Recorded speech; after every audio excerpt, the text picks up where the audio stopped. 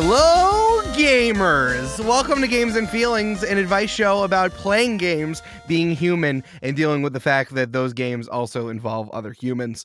I am your host and question keeper, Eric Silver, and my Pokemon gym and gimmick would be an ice-type gym, but it's like snow-themed, so you have to do a bunch of mini-games like sledding races and snowball fights, and hot chocolate creation with like milk tank milk, or soy milk, or whatever they use in fucking Pokemon for people who don't have lactose intolerance to get to the main gym.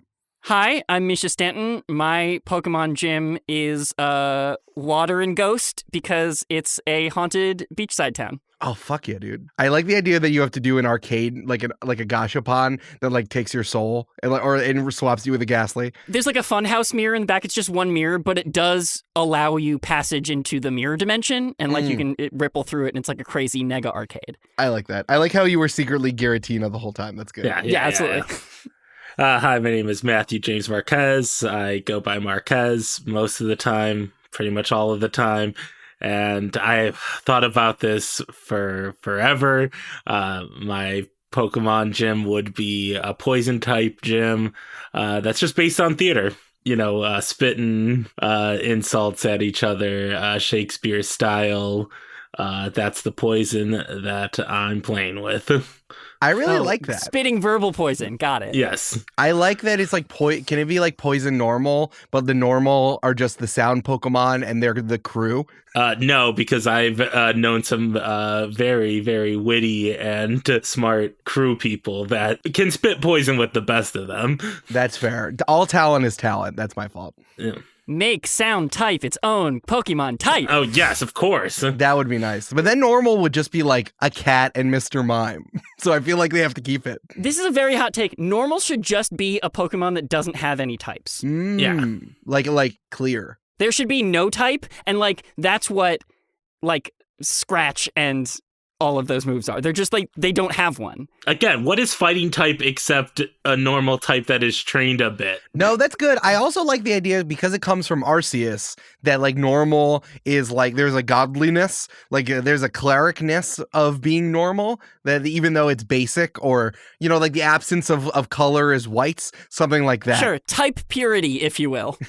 Don't let the Pokemon hegemony define your existence. It's not my fault there's like a pope in Pokemon, that they made that it was a Jesus creation myth. I didn't do that. I'm just responding to what exists. Well, I personally blame you, Eric.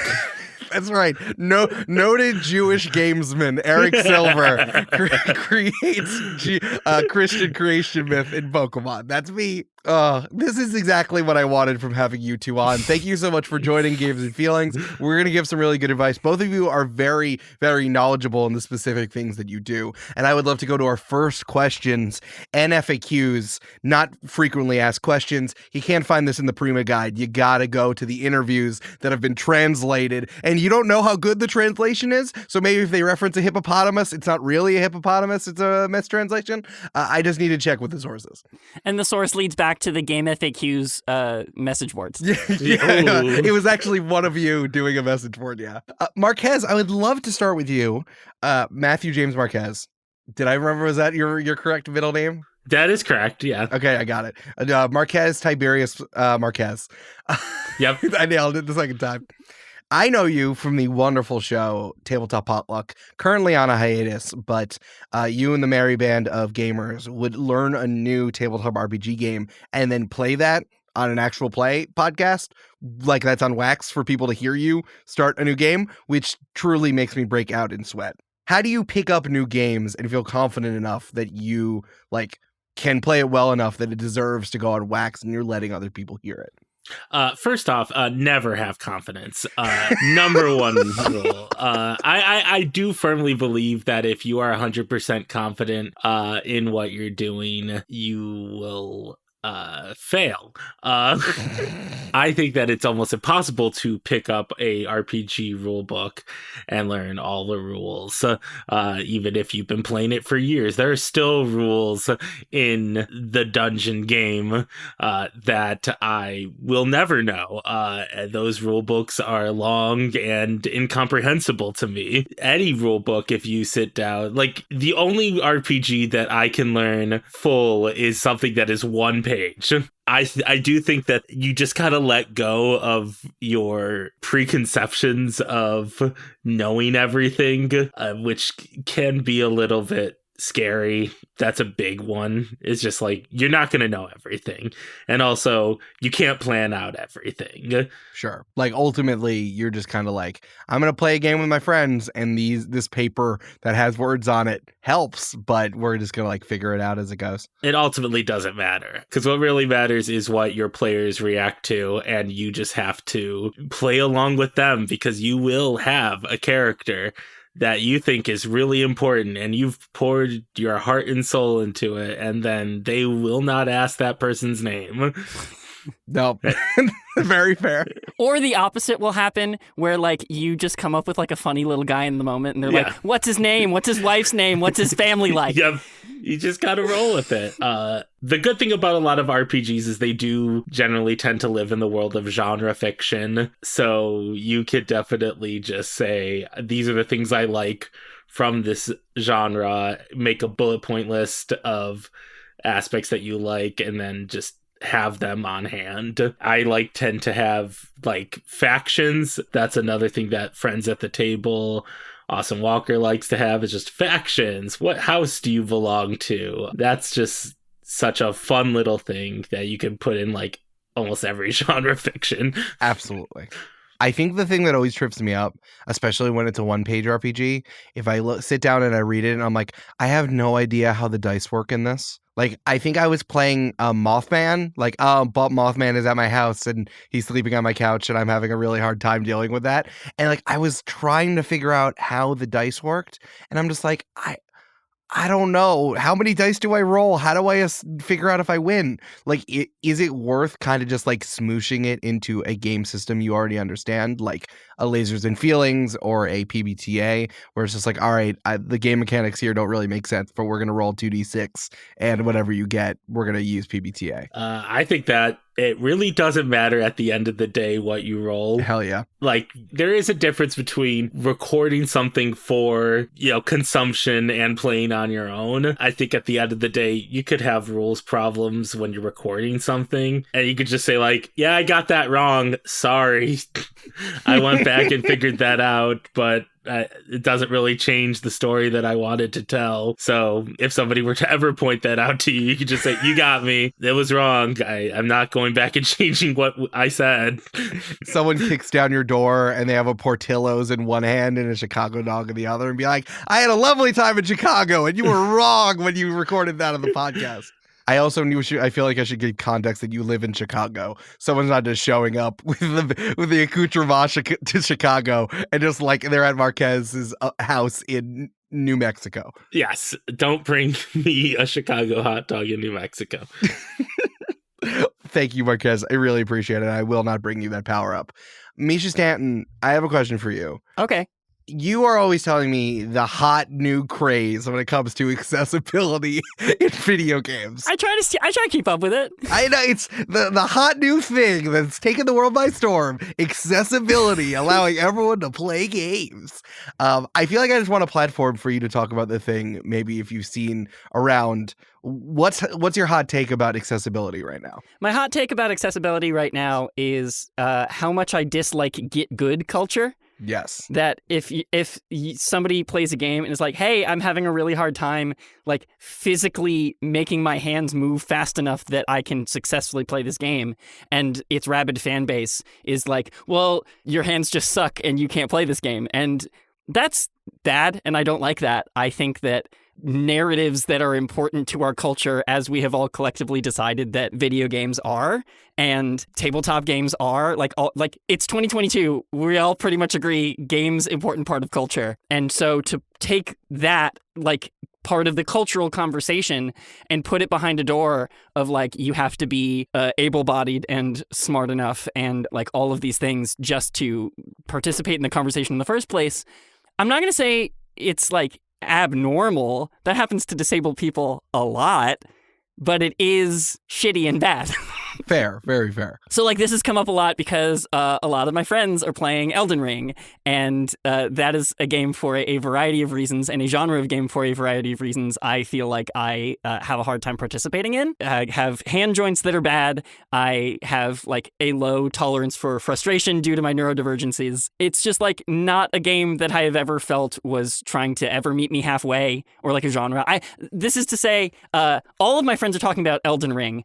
What I'm talking about is Bloodborne, but in my brain, they're the same game. True. I mean, I know they're not. I mean, they almost are, though. They're the same game. Okay, great. Good. I feel better. But for a counterexample, Eric, you and several of my other friends also finally got me to play Control 4 years late. And, like, the one thing you probably could have said to me to get me to play Control sooner is, hey, did you know you can go into the settings and turn off dying? Like, no matter how many times people shoot you versus you shoot them, like, you'll just continue to progress and you won't get level reset if that's a thing you want to do, if you just want to experience the story of Control, which is very cool. And I would have been like, whoa, let me go turn that on immediately. And that's exactly what happened. And sure, I get hit, and I try to get hit as little as possible because that's, like, part of the fun of playing it. But also, just because I get really, really stressed out in shooters, and, like, that compounds, like, I'll get shot and I'll start freaking out, and then I'll get shot more and I'll freak out more, and all of a sudden I'm dead, and I, like, lose my directional awareness, which is also very important in shooters. To have Control be like, hey, when that happens, you don't have to reset your progress or lose anything, is nice, is good, and lets me just, like, experience the actual story without getting tripped up or stressed out.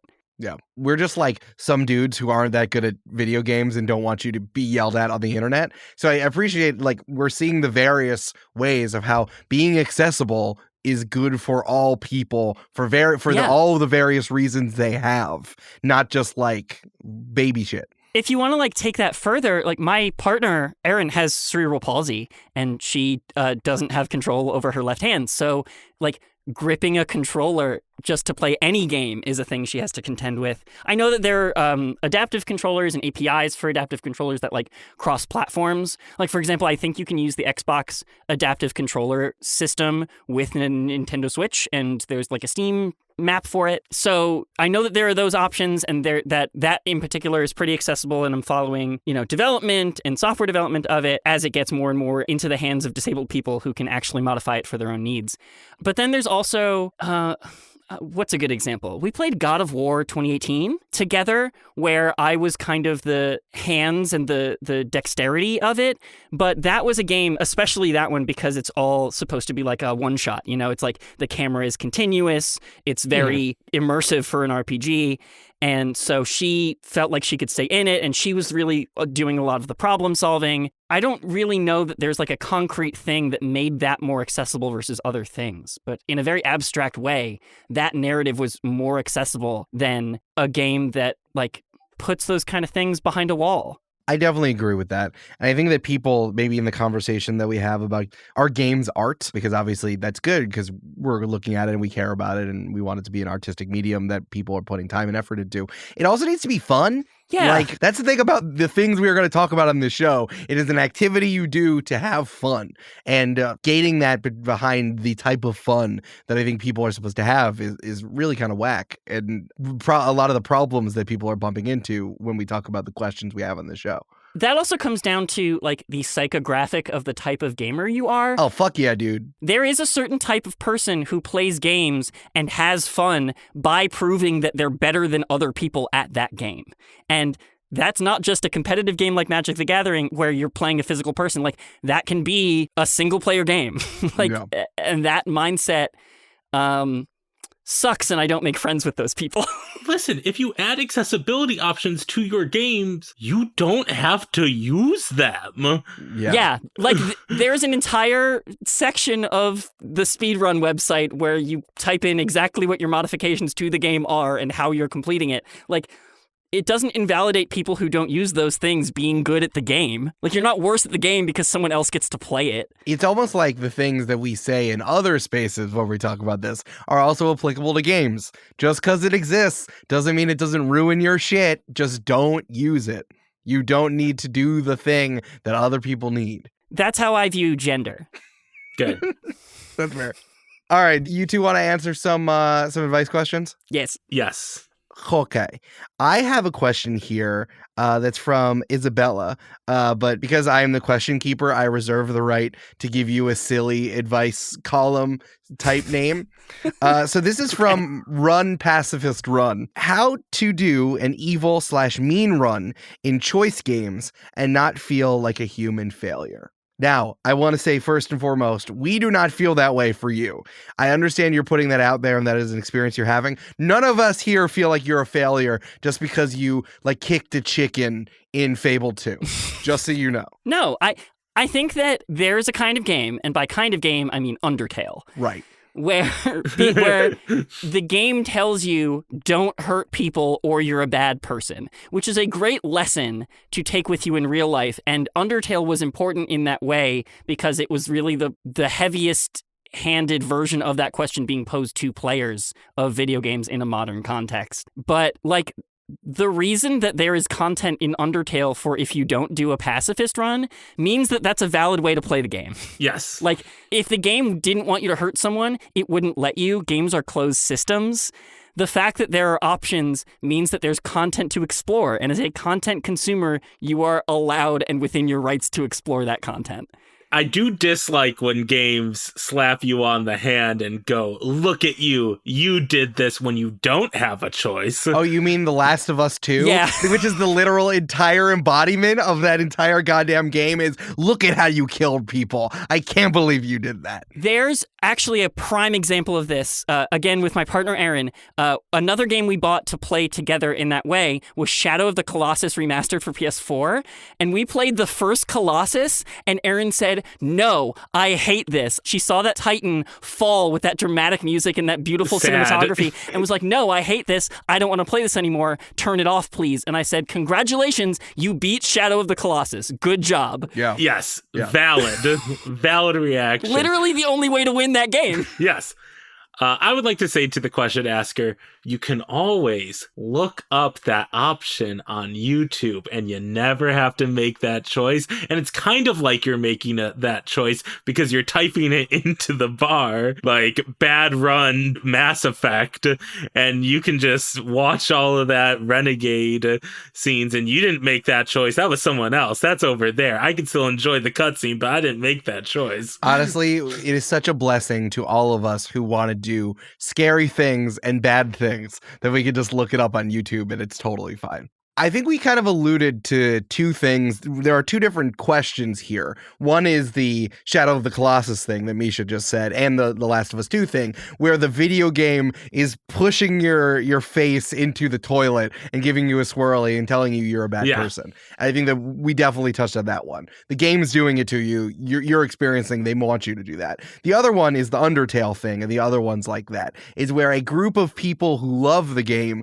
are telling you you're a bad person for choosing a choice. I think that peer pressure element and being able to like say that freely without having a bunch of sans Undertales get in your menchies, which I don't know if it happens anymore, but definitely happened only a few years ago. Like, what do you do when the group of people who love the game are telling you you're right or you're wrong?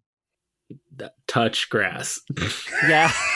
Honestly, unfortunately, the answer is to like close Twitter and Tumblr and go back to enjoying the game you're playing. Yeah. Because again, like games like Undertale, games where they do truly give you the option and it's the fan base telling you that there's only one way to play it, like the fan base is wrong. Yeah. There's multiple ways to play it, as evidenced by the fact that the people who made the game programmed in more than one way to play it. Like, that's the same kind of people who will like completely stop talking to you after being friends with you from like childhood because you said a thing that they disagree with about Steven Universe. Oh God. Oh my God. Like, chill the fuck out. Oh, Jesus Christ. Yeah. I forgot that there was an option to just turn off your internet. Like, you go to that little button up there and that says Wi-Fi and said turn off, and then you can get off. It's the same thing as turning off Shadow of the Colossus. That's a valid option. I love Erin's speed ran Shadow of the Colossus. She beat Shadow of the Colossus in 8 minutes. It's incredible. Any percent speed run. Any percent morality speed run, turn off video game. Any percent, 8%, and then we turned it off. Yep. I don't want to belittle the fact that, like, okay, yes, that does involve, like, cutting yourself off from community, But like, Sure. those people suck and find a better community. Yeah. No, that's fair. I think that is fair. Like, you don't have to take that shit. I realize that extracting yourself from that is bad, but like, you should not internalize that. That is an external factor putting on you. And if someone is doing that, you could be like, hey, can you not tell me I'm a bad person because I hurt Sans Undertale? I think that's worthwhile thing to say to another person if they are making you feel bad. I say that to people all the time. The exact sentence.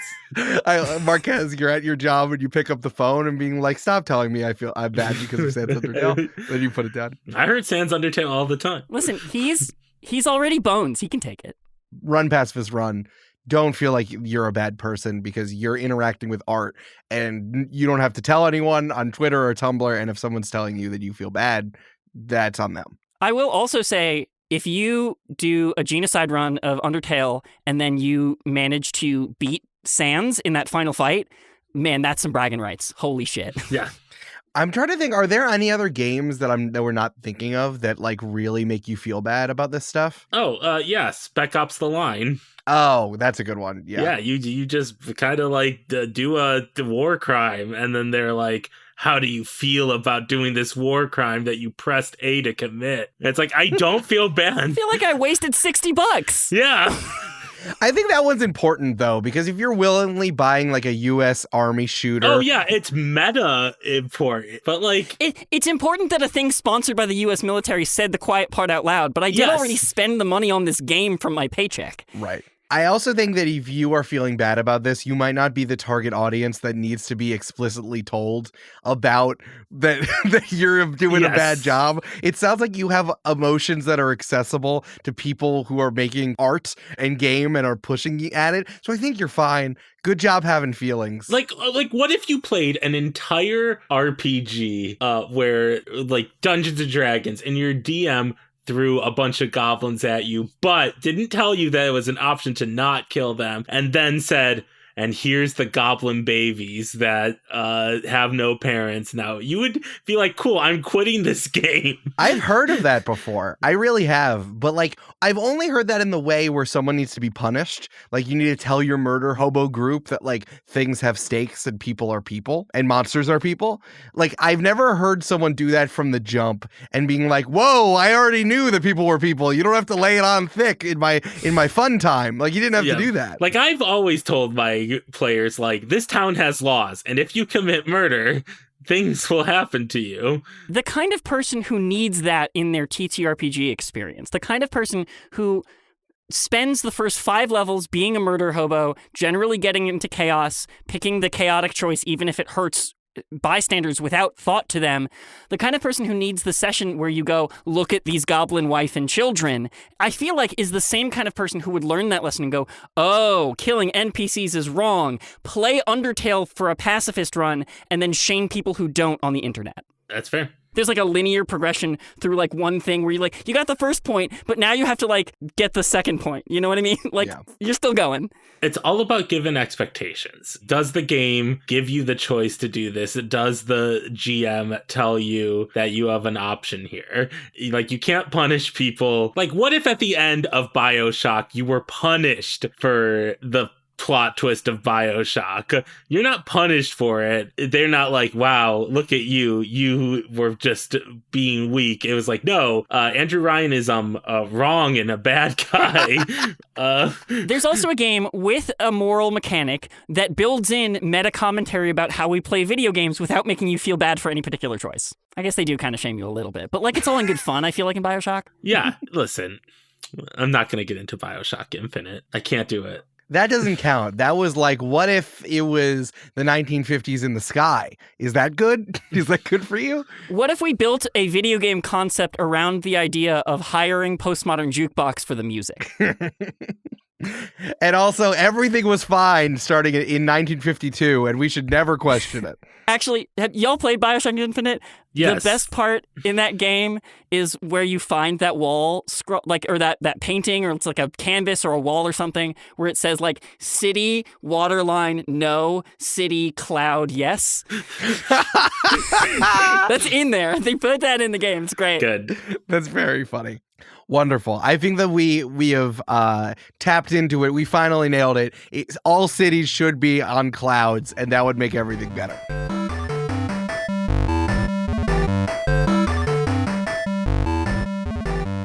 This is the snack break. You know how you call time on everyone to get chips and go pee? It's like that, but for Games and Feelings, the podcast. Thank you to everyone who's been listening and sharing the show. It has been wild to start a podcast in the year of our Lord, 2022, but it's been a lot of fun. And thank you for everyone who's been reaching out. Please tell us if you're liking the show. Compliments fuel my body, so I definitely want that. We were featured on Pocket Casts and hit 9 in hobbies on the Apple Podcast charts, which is pretty cool because Critical Role is number 1, and they're like a full company and backed by Amazon. So it's pretty cool. The best way to grow the show is to share it with a friend. So share this episode with someone who loves games, advice, jokes, or interesting guests, any and everything in between. We will also eventually have ads here because this is the mid-roll / snack break. So our first ad is for our Patreon, patreon.com/gamesandfeelings. Here is the big goal. Once we get 100 patrons, we'll go weekly. That is our ultimate goal. We really want the show to go weekly, but we need some support from all of you. But that's not all. At $5 a month, you get a feed of bonus questions, more Games and Feelings audio for you, where we dig into classic advice columns and see if we can solve their problems from a gamer perspective. At $10, you get the secret priority question form, where I deliver advice hot and ready for you, and you are much more likely to have your questions addressed than just the regular form. $20 is supporting producer tier, where I read your name every single episode, and at $69 a month, nice, you get me for an hour on video chat doing whatever games related stuff you want. And of course, for any and all patrons, I will read your names out loud. That is patreon.com/gamesandfeelings. And now, back to the games. Do you all want another question? Yes. Yes, please. Okay. Here's a good question from two people who spend a lot of time thinking about tabletop RPGs. This is from Bra Bra, but I'm going to come up with a different name and call them the Store-Bought is Fine. What's a good way to balance homebrew and published content? I love homebrew, while the party is half rules lawyers and half new to Dungeons and Dragons. I think specifically the homebrew that they're talking about are like coming up with new game mechanics from scratch. Like we're not even talking about reskinning where you can point to something maybe that's already published and say, no, this is fine. This is where this comes from. Coming up with brand new mechanics and then the rules lawyers poking at it and the new players being a little bit confused or not knowing how to approach it. I want to be in your game first off. I think that sounds like a lot of fun. As for dealing with that, I have done this before, where I have brought in a homebrew, like little mini game, and it was met with skepticism and confusion. The goal should be, hey guys, let me just try this. If it doesn't work, like that's fine. But I really think that this was a cool, interesting thing. Like, I hate giving the same answer that I gave last time, but it's about giving expectations that you present to your players. Like, rules lawyers, just reach them ahead of the pass and just be like, listen, I know that this might be clunky, but I want to figure out what in this works so I can readjust it. And instead of waiting for them to knock at all of the things that you didn't do right, to ask them for feedback so that you can, fix it or readjust it and say, like, you're going to actually be my helper, and like get ahead of them on that. Just be like, this is your job. Please don't be mean, but be nice. Yeah. It's about setting expectations. It's about communication, like being upfront about when and on what you would like feedback. Yeah, that's the kind of thing. Be like, hey, I'm going to homebrew a thing. And the, rules lawyers, you like poking at it, but please don't intentionally try to break it and have a bad time because we have new players. I'll also say, like, I homebrew a lot, but I always tell newbies that I'm doing it. Yes. Even if this is their first and only game of D&D, where, like, if I never told them, they would think this was part of the game. Mm-hmm. Sure. I'll be like, hey, this is actually a thing I've made up, just so you know, if you ever try to go play another game, this is a thing that's only here, just so that they have proper expectations for future games. And maybe that's me being nicer to their future DMs than I necessarily need to be, but I'm a nice person. You're welcome. Yeah, homebrew is game design, and an iterative feedback process is integral to game design. That's how QA works. That's how games get better. So telling people that that's what you're trying to do before they go in might help them frame their commentary in a direction that helps you more. Mischa, hold on. I have to reach through the screen and I'm putting a gold star on your face. There you go. Good job. Oh no, I touched your nipple. I'm so sorry. That's not where my face is. I was having a hard time getting through the screen. I'm not as dexterous on the other side. I'm not against it, but you need to check your aim, pal. I'm working on it. These powers are new for me. My electro-telecommunication. Also, Dungeons and Dragons released a whole system and then had to rework the Ranger class. So what? Have they even reworked the Ranger class? Like, that's the weird thing about actually published Dungeons and Dragons is that like they just publish a bunch of shit that doesn't like negate the old stuff. It's like, use this, I guess. I don't know if you wanna. If you feel like using this one today, you can. So the newer editions of the Player's Handbook have a different Ranger than the original ones because they had to fix it because it wasn't balanced enough. Oh, I didn't even know that. That's impressive. But it's not the fully reworked one. It's just like balanced, right? It's the one that they reworked. Oh, okay. Yeah. Because that's explicitly, and they don't talk about that obviously because they don't want to admit they're wrong ever. But like, it's very funny. Let's see, we're talking about the way that they consider race in monsters. The only thing that they did when they put it in Tasha's bowl of magic, which I swirled up together. I love that book. Tasha's bowl of soup. Yeah. Delicious. Is that they're like, yeah, if you don't want to use race essentialist stats, don't, I guess. They very much put it in the hands of the player, which I think is kind of irresponsible. But I think that it then says you can do whatever you want at the table and it's your choice. But and to me, that's a cop-out because that's all rules for RPGs. So. Yeah, that's always been true since the first edition. What are you talking about? You have to follow exactly what they write. Why would they be an entire company that you have to spend $600 on books for if you don't follow it to the letter? That is the rule zero of every game. Is just like, yes, all of these are the rules by which you should play a game, but rule zero of every game is talk to the people you're playing the game with, talk about what kind of game you want to have, and have it. Do whatever you need to change it so that it's the game you want to be playing with your friends. Yeah. That's very interesting. I wonder what the motivation of the rules lawyers are. Maybe like I've kind of excised all the people who want to break my game from being able to play my game because they're mean and jerks and I told them they were mean and jerks. I don't know, Eric. You and I both play games with Julia Schifini. Yeah, but I punish Julia Schifini by making her cry over family situations. Yeah, okay, fair. So do I. That's also fair. And then we take away her powers. See, I think that for rules lawyers, I think that the good ones, because like the good rules lawyers, I think want to make sure that everyone is playing the game the same way. Mm-hmm. I'm just thinking of like, what I hate is rolling stats in Dungeons and Dragons because sometimes someone will get like, well, I've got 3 17s and then I'll go, well, I've got 115 like and 112 and like 3 10s and well that's just inherently going to keep my character back. I 100% agree with you on this. I always use standard. Yeah, and so like a bad rules lawyer will say, well, that's how we decided to do it, so that's, and it's in the rule book. But it's like, I don't know, there's something about the rule book that it gives you so many options to do something different, so how is there a right answer?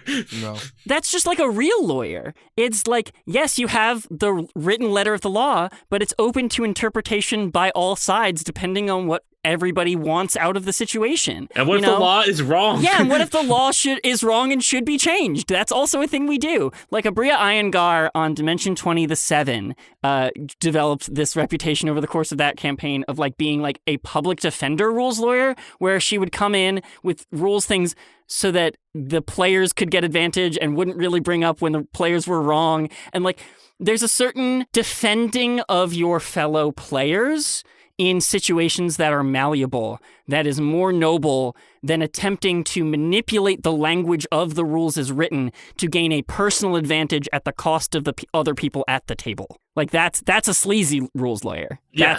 That's like an ambulance chaser rules lawyer. I was like, that's Saul Goodman. I am currently watching Better Call Saul, so yeah, it's on my mind. Have you been injured in a Dungeons & Dragons accident? Hi, I'm Eric Silver, injury rules lawyer, and you don't get paid unless nat 20s are on your board.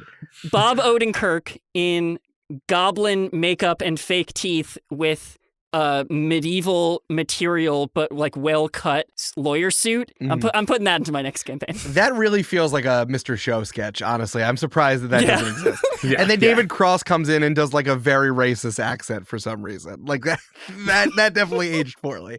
Yeah, it's funny that we're making comparisons between rules lawyers and actual lawyers because like I think the issue, similar to how we deal with the Supreme Court, is that you can just like kind of tweet at Jeremy Crawford, who works there, and like see what he has to say. Like there is a higher court than what is actually at your table, and like I like that a lot. No, I don't like that.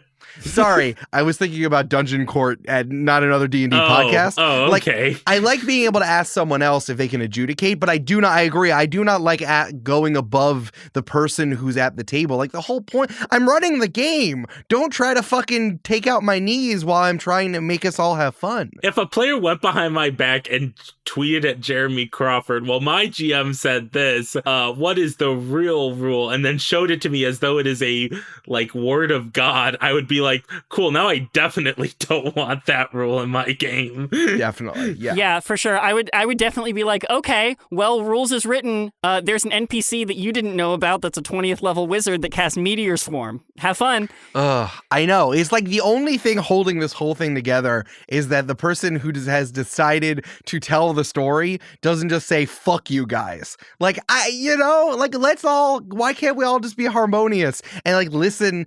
I'm just trying to have fun. And I think ultimately what Mischa, you said in the beginning of this question is like, I want to do something so that it can accommodate the game we're playing or give you something very specific. I hope you like it. If it's broken, we'll fix it. Yeah. That like, that's enough. Like, we're all just trying to have fun here. And if it's not fun, if this ends up being not fun, I'm sorry.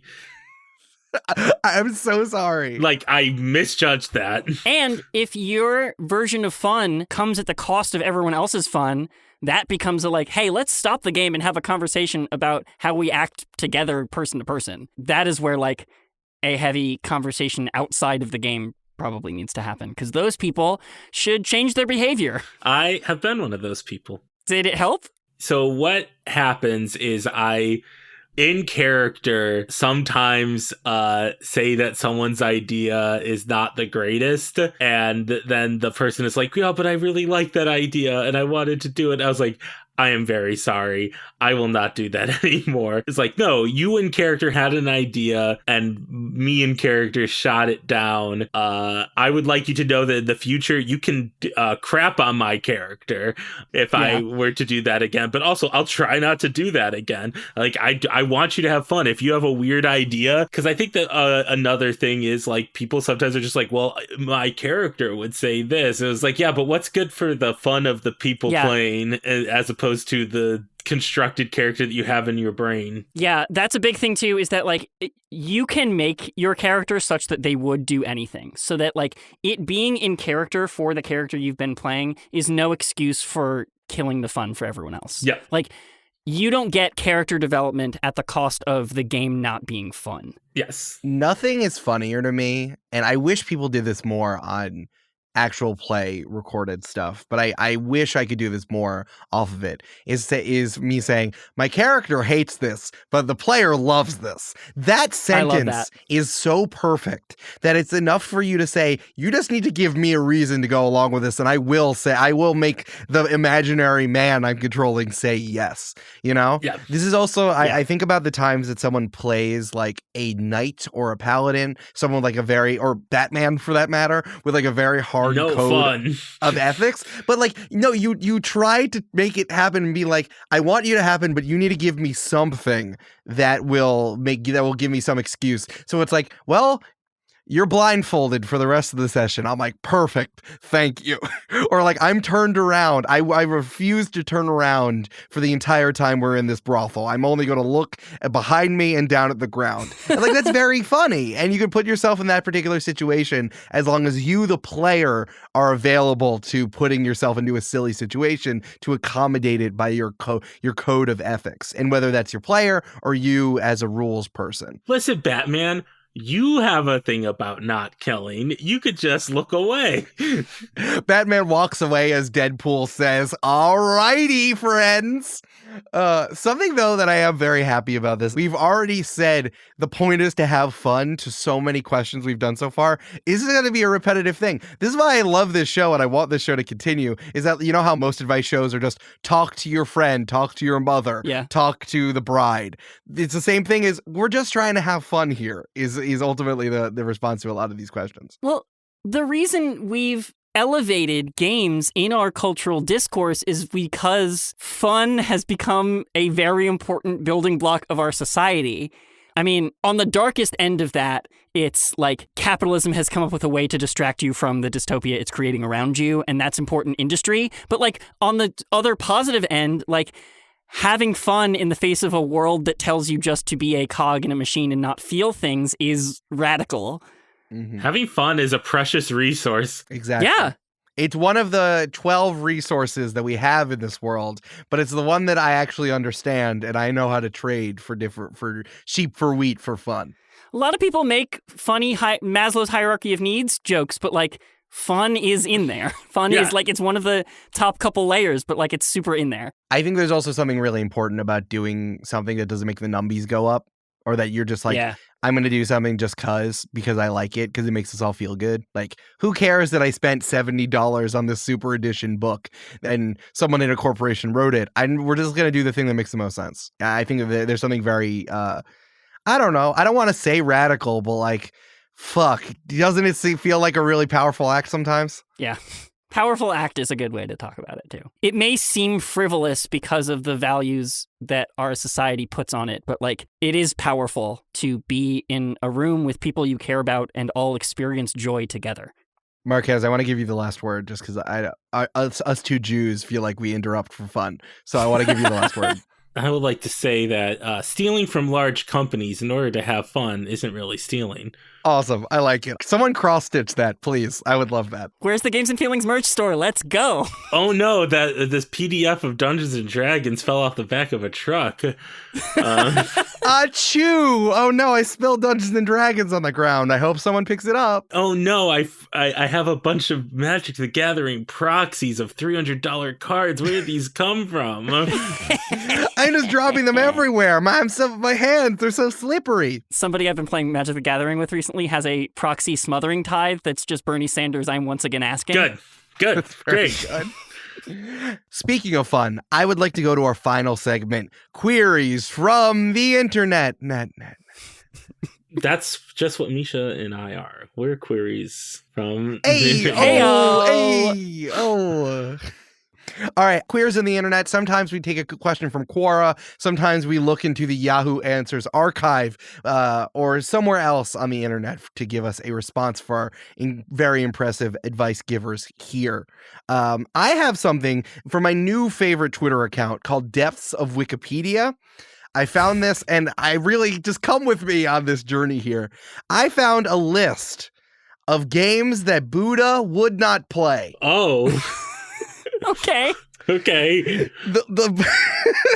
Buddhist games list, the first blogger apparently was Buddha, is a list of games that Buddha is reputed to have said that he would not play and his disciples should not likewise play because he believed them to be, quote, a cause for negligence. This list dates back to the 6th or 5th century BC, and it's the earliest list of games. A list of games that you shouldn't play, which I find very, very funny. Now, I want you to give a recommendation to Buddha of a game he should play, and from any time or any type of game, whether it's a video game, a tabletop RPG, or a card game, or laser tag or whatever. But he has quite a number of stipulations. Okay. He should play Elden Ring because existence is suffering. And the whole point of eternal reoccurrence is to get good. Reincarnation is get good culture. You heard it here first. Yep. Incredible. All right. Mischa, do you have one to start with for Buddha that Buddha should play? I think that Buddha should play Rocket League because existence is suffering and get good. Yeah. Also perfect. I love that you come to Buddha and you're like, Buddha, here's a different philosophy. The thing you're coming up with, it doesn't matter. This stuff doesn't matter. It's fine. All right. There are 16 here. I'll try to whip through them, and I hope that you enjoy them. The first thing Buddha says not to do is play games on boards with 8 or 10 rows. Oh my, okay. Wait, but is 9 okay? Apparently 9 is okay. It seems like there were a lot of dice games that had this number of rows, or a kind of like precursor to chess that they were playing at the time and in the area that was specifically like this.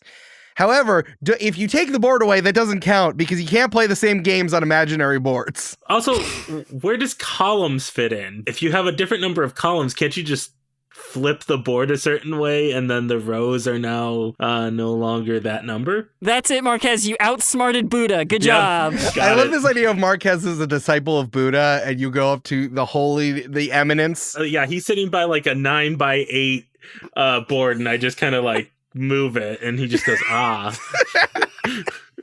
That's Marquez the Wise. You don't know that disciple of Buddha? I love that guy.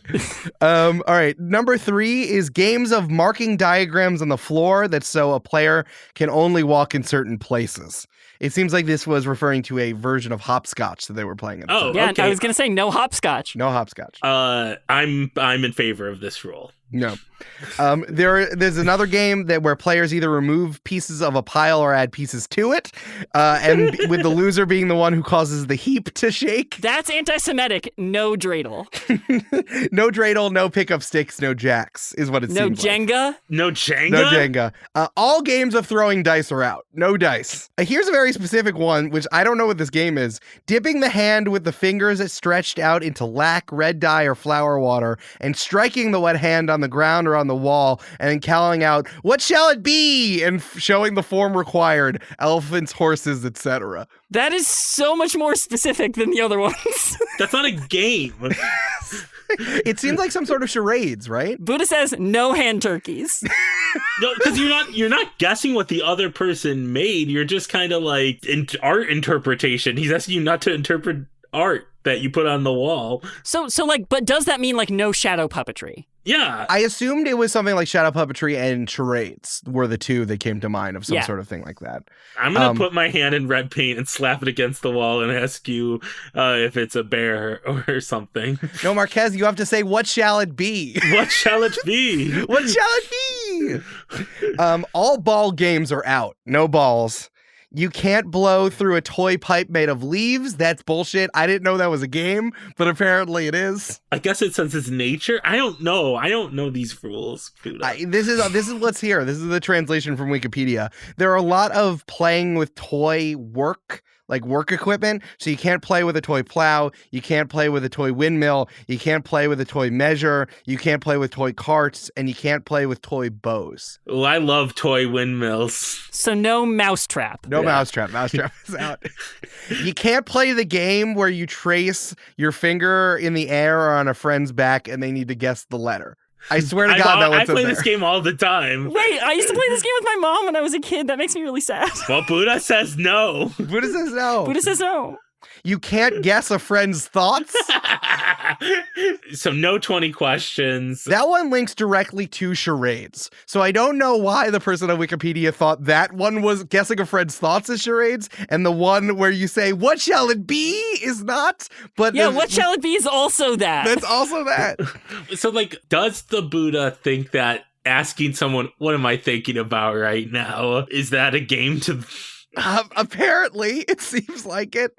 And finally, the last one's actually pretty good. And I could see why this was added to the bottom. It's like the Buddha's like, all right, 15. And then some people did some whack shit and he had to add it to the bottom. The last one is imitating deformities. Oh. And I'm like, yeah, real. Great. Good, Buddha. Yeah. That one's the best one. You could see that like everyone was like, all right, we can't play with a ball. And then they did something really, really rude. And Buddha's like, fucking stop that. I'm putting it on the list. I'm putting it on the games list. And you know what? I'm putting no ball games on the list because of that. It doesn't say on Wikipedia, but in between 6 and 8, he wrote ball games really small. All right, we have the things that Buddha can't play. Do y'all have any recommendations for games for Buddha? I have a follow-up question. Sure. When it says no ball games, Yeah. at what size is a ball no longer a ball? That's a great question. It's a great question.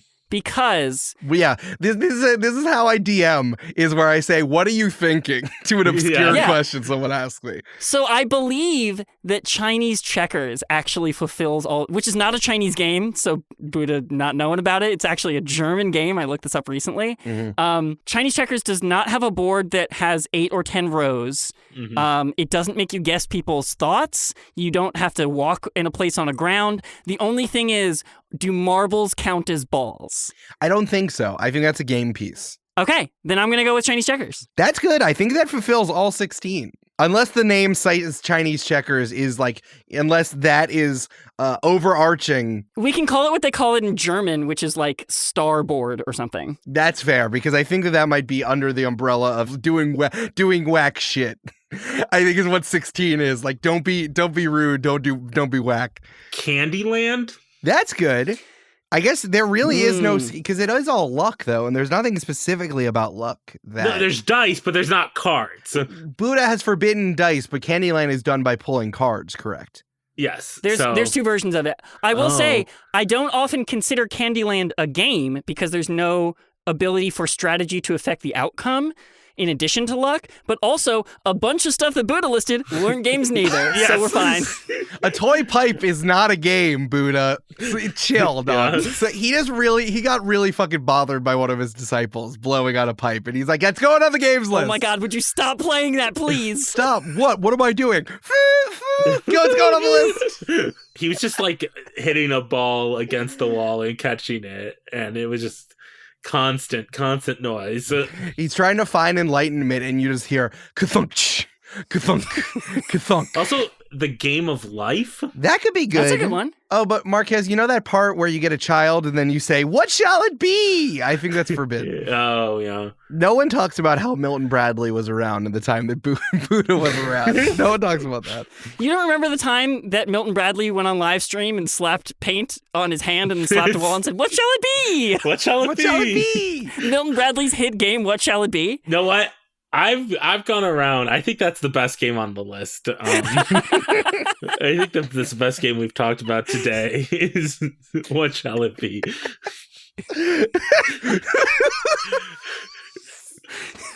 It's the fact that he had to list 3 different Specific. liquids. Yeah, he had to list 3 different liquids, being like, oh, but what if we use water flour instead of red dye? Buddha can't get mad at me. But you can play with other color dyes, though. That's very true.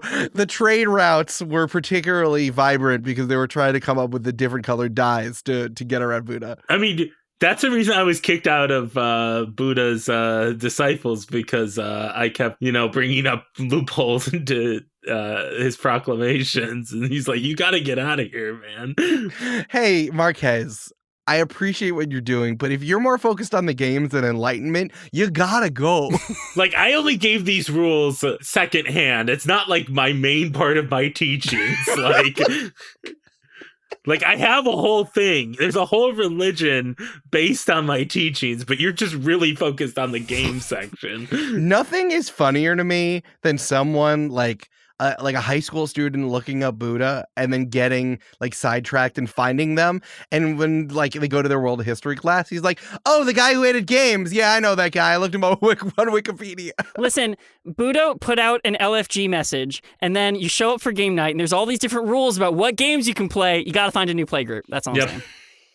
We're here to have fun, not find enlightenment. We're here to have fun, Buddha. Oh my God. That was a radical act, and that was fucking ridiculous. I appreciate both of you so much for being here. Why don't you tell folks where they can find you on the internet and what you're doing? You can find me, Marquez, on Twitter at Marquez the GM, where I'm most likely tweeting about X-Men. You can find me on Twitter at Mischa, etc., MISCHA, ETC, and you can find my work right here on this podcast feed because I edit this podcast, baby. Clap, clap, clap, clap, clap, clap, clap. Please check me out on Twitter at L_Silvero, EL_SILVERO. My name if I was a Lucha Libre wrestler. You can also find the show on Twitter at Games and Feelings, like it's a linens and things. The N in there because it was too long for Twitter. If you want to submit a question, the best place to check that out is to go to our website. That is gamesandfeelings.com/questions. And you can support the show by going to patreon.com/gamesandfeelings. You can check out those links in the episode description. Thank you so much again, Mischa Marquez. I'm always going to be having fun and thinking about you when I'm having fun and playing What Shall It Be? What shall it be? What shall it be? And remember, the instruction manual doesn't have anything about feelings.